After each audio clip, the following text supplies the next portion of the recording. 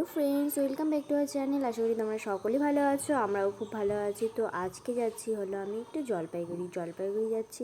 সে কারণে আমাদের হলো একটা সেলিব্রেশন প্রোগ্রাম আছে, তো সেখানে যাচ্ছি সবাই মিলে। চলো কে কে যাচ্ছি তোমাদের সাথে পুরোটাই শেয়ার করবো, পুরোটাই দেখতে থাকো।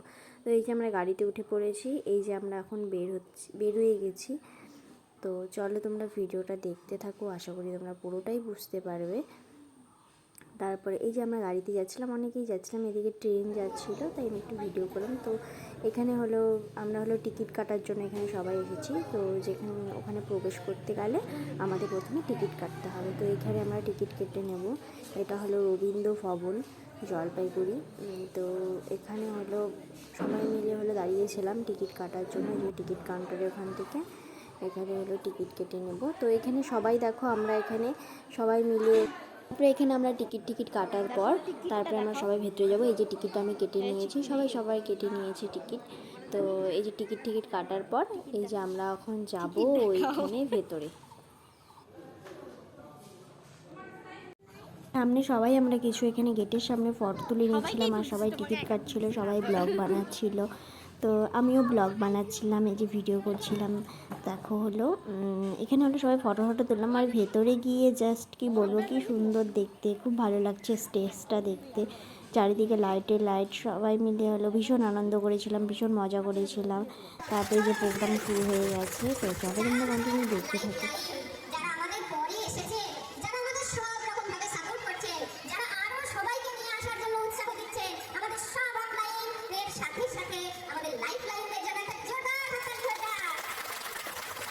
শুভ সূচনা করি। আমাদের আরসিএমের যে কোনো অনুষ্ঠান শুরু করার আগে আমরা জাতীয় সঙ্গীতের মাধ্যমে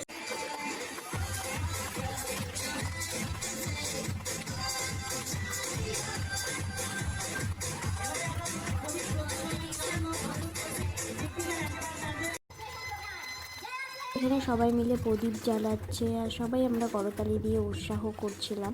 তারপর এখানে প্রদীপ জ্বালানো হচ্ছে।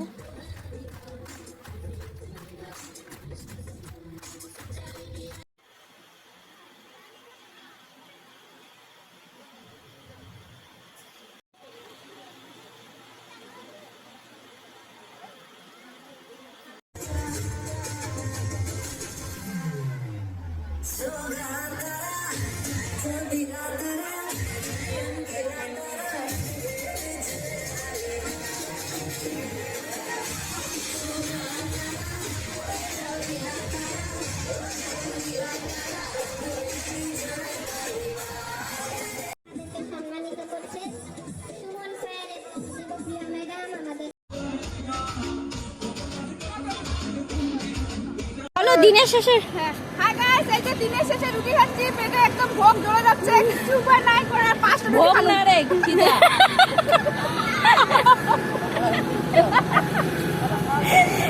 রুটির সাথে কি 5টা রুটি খানো, রুটির সাথে নাড়ে দিলে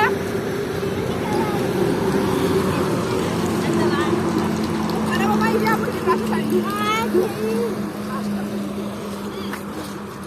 বলি কি ভিডিওটি কেমন লাগলো অবশ্যই কমেন্ট করে বলে। আবার দেখা হবে খুব তাড়াতাড়ি নেক্সট কোনো ভিডিওর সাথে। ততক্ষণ তোমরা ভালো থেকো, সুস্থ থেকো, টাটা।